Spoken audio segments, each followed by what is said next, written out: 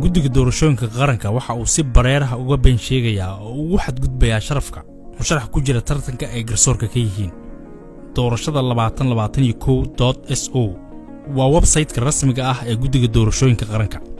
marka aad hoos u daadegto waxa ka muuqda sawirrada xubnaha guddiga haddaad tagto bogga salkiisa dambe waxa ku lifaaqan linkiyada baraha bulshada uu guddigu leeyahay marka aad gujiso calaamadda Facebook waxa ku furmaya Facebook page ay ku qoran tahay doorashada 2021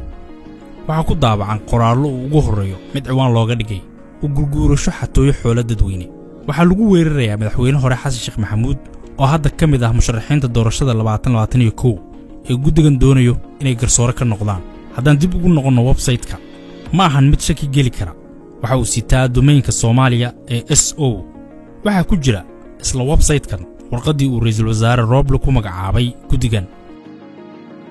hufnaan iyo cadaalad inay ku shaqeeyaan ayaa lagu sheegay warqadan balse waxay ka shaqeynayaan oo la ka dhanah musharax gaar ah guddigan waxa ku jira shaqaale rayid ah gacan yaryal madaxda qaranka iyo ciidanka NISA horay ayay ugu eedeysnaayeen inaysan dhexdhexaad noqon karin balse tani waa cadeyn qirasho ah oo tilmaamaysa nooca doorasho oo ay doonayaan inay garsooraan